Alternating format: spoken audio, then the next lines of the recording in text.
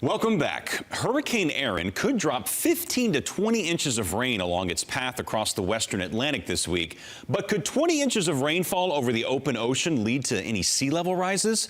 That's a question Houston Chronicle meteorologist Justin Ballard just had to answer for himself, and he joins us now to tell us what he discovered. Welcome back, Justin. Thank you for having me. Hopefully there's people out there that do not have a meteorology degree asking the same question. Yeah, well, it's one of those things that it's a very interesting question, and I'm glad that we're going to get to the bottom of it in this segment right here. We are. Now, if you think about it, the Atlantic Ocean is really big, so Yes. a lot of volume here. So when we're talking about sea level rise, you'd have to have a lot of water being dumped into the Atlantic for any sort of appreciable rise to be noted. So I started with a couple of questions. First, what is the volume of the Atlantic Ocean?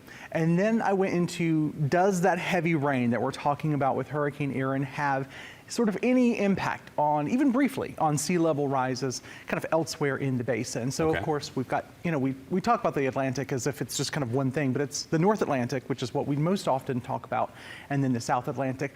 The volume of the North Atlantic, specifically according to NOAA, 10.9% of the global ocean volume.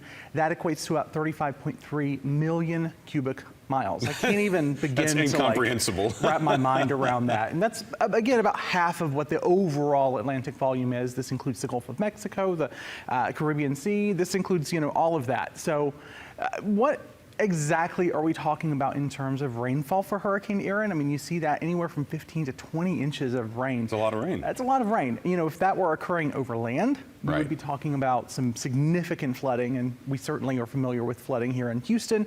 Thankfully, that's not occurring over land. Right, that'd be devastating if it happened over land or, say, in a hilly part of Texas, as we've seen. So what does it do then over the Atlantic Ocean? What are we talking about? What are the impacts of all that rain?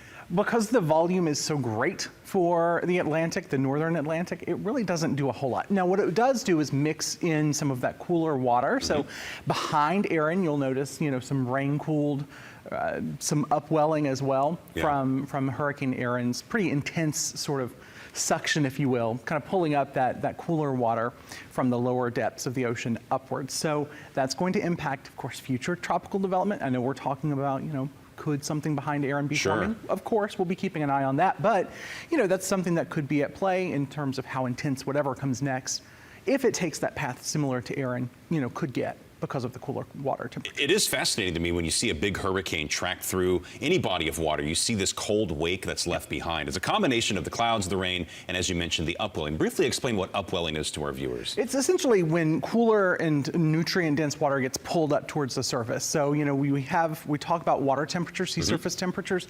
A lot of times those are really warm. That's what feeds hurricanes like Erin.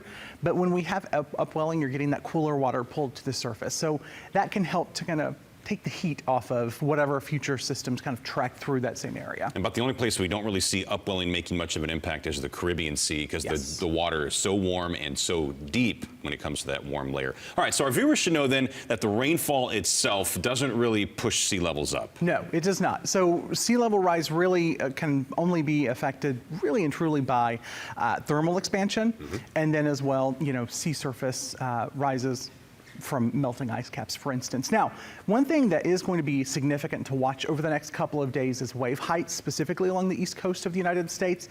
I mean, wave heights could exceed 45 feet. Now this is off, well offshore of the Carolinas, in the eye of the storm. Or the eye wall, I should say. But still, I mean, places like Dare County, North Carolina yesterday announced a mandatory evacuation. That's along the coast because of coastal flooding. So it doesn't take, and we know this, living in Southeast Texas, it doesn't take a hurricane landfall to cause some pretty big issues with coastal flooding especially, and erosion. Sure. Now, if this were to have made landfall somewhere, then there's also the impact of the storm surge, and that's where we get that temporary rise in the sea level. Yes, exactly. All right, thanks you so much, Justin, and let's hope for none of those big hurricanes coming towards the Gulf Coast or the East Coast the rest of this season.